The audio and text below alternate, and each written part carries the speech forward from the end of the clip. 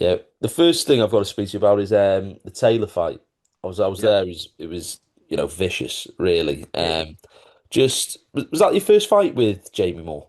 he was. Yeah. Yeah. How do you think he's brought you on? How would you assess that performance compared to your last ones?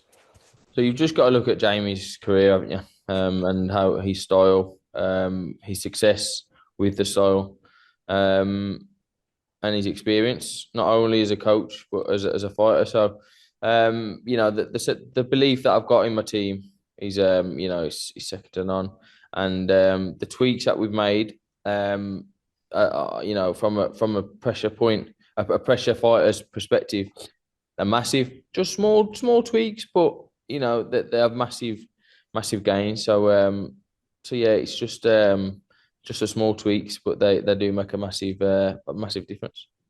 Yeah, I heard you were in talks to fight Blair Cobbs on the Eubank Ben bill. Was there any truth to that at all? Yeah, there was a few fights out there. Yeah. There was talk of that. I mean, he just created the hype, I think, on his socials. He's a bit of a a gobshite, isn't he? So, but yeah, look, he's good for boxing, and I was happy to fight him, and I was happy. I said yes. It just never turned out. It never materialized. I fancied getting on that Eubank Ben. It would have been good. I was actually started to prepare for it because I thought, that's it could come off. Didn't end up coming off. And then we had another day. We said, to be fair, like, you know me, mate, I'll just say yes to any fight that comes. But it was either fight someone like him or, a mandatory for my British, not a mandatory, a voluntary. But there was also the talks with Pat and circulating rumors with him. And me being me, I wanted the biggest opportunity, the one that tested me mentally and physically the most, and it paid a bit more than my thingy. So look, I'm just it's given me the kick that I needed, but yeah, so it could have been him, but yeah, it turned out to be Pat. Yeah, well, obviously, it's Pat McCormack is the man you've got. What have you made of him? He's had a bit of an odd pro career. He's obviously turned pro for those Olympics, very decorated amateur, but bit of a stop-start pro career, and he's obviously trying to kind of almost make up for lost time in a way. What have you made of his the last few years as a pro? I think that'll be his downfall. If you look at my box rec, you'll see that I've been an active fighter from the day I signed that paperwork to become pro. And what you do when what you do with fighting is win, lose or draw. With me, I've gone back to the gym and I've polished the edges. I've learned from my mistakes that I've done in the fight, and I've only ever lost by a point here, point there, which is obviously it's nothing to worry about in my opinion. Like I say, I was expected to take losses when I started my career. He's because of the way I fight, but I've been learning on the job. He's coming in as a polished amateur, but polished amateur doesn't always be the best pro. You've got to do the things in order to be a good pro. You have to have these tests. You have to have these guys that are going to test you in more ways than just skill. Do you know what I mean? The rough and ready guys, the guys that are going to take you the distance, the inside fighters, the outside fighters. So I believe that he hasn't had his apprenticeship, and I think it'll be a mistake him stepping up and using me as a step up. Yeah. Why do you think it doesn't quite work out for some real top amateurs in the program? Not saying you were a bad amateur yourself, but you kind of did learn your trade properly in the pro game, you'd say, when you went a little bit earlier. Why do you think it matters to go that little bit earlier and kind of have those early pro fights?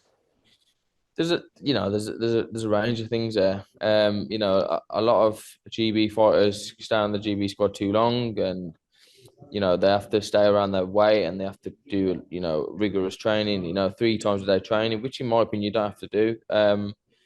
There's that aspect. There's also the aspect of when you're a decorated amateur, you're expected to jump jump levels because you are so good. But what you're doing there is you're jumping valuable lessons that you need to you need to push on. So it's a range of things. Um, and yeah, that's what I believe I'll have the beating of Pat on. Yeah, what kind of like maybe not areas you can exploit, but what is it that you do well that you believe that'll be a problem for Pat? Have to find that out on on Saturday, mate. It's yeah, you'll find that out. Look, he's gonna have his game plan. I'm gonna have my game plan, and he's gonna believe he's gonna win, and I believe I want to win. And what happens is we find out who the better man is on the night, and that's the bottom line. Yeah. One thing I wanted to speak to you about is what are you thinking of boxing in Monaco? Obviously, I've been to your fights and you bring a nice little crowd. It's a lively place. I can't imagine the Casino de Royale's going to be like that on Saturday. I What's will. going through your head? It will. I've got 100. I got 100. 100 odd coming over, and Yeah, they're not the bunch to sit down and be quiet. So the energy in there is going to be electric. I'm fully backing my lot to be the loudest and the proudest as always. So yeah, it's going to be something new to Monaco. It's going to be something new because they're going to have my army. They're going to have Johnny Fisher's army, and I know Shabazz and McGrail. They'll do a few, and yeah, it's yeah. I don't think you got to worry about the atmosphere. I think the atmosphere is going to be good. yeah. Do you not think maybe Matchroom put it in Monaco for that reason at all? Maybe because I know Pat's not a massive ticket seller, just to make it a little bit more similar to the amateurs. Do you know what I mean? Calmer atmosphere for him at all. And if he's done that to do that, then he's failed.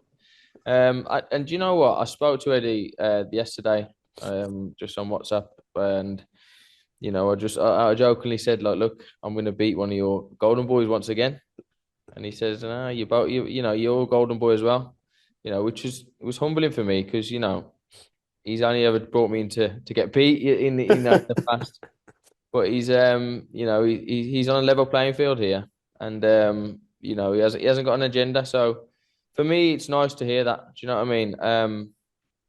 So yeah, there's no agenda there, and you might be the Olympic silver medalist, but I'm the British champion. You Yeah, know what I mean? And I've done things in the pros. His accolades are in the amateurs, mine are in the pros. yeah. And final question: what does a win do for you, really? Um, I'll get the win first, and then we'll talk about that. But it's massive. It's massive because I'm a young lad who's come from nothing, and I turned pro at 18, which is late. And I've done things that people said I can't. So, let me get that win, which I will. And then we can discuss what's next. But I believe I can win a world title. Nice. No, I really appreciate your time, Connor. I know it's going to be a busy day for you with all these interviews, so thank you very much. I appreciate it. That's one, mate. Cheers. Top man.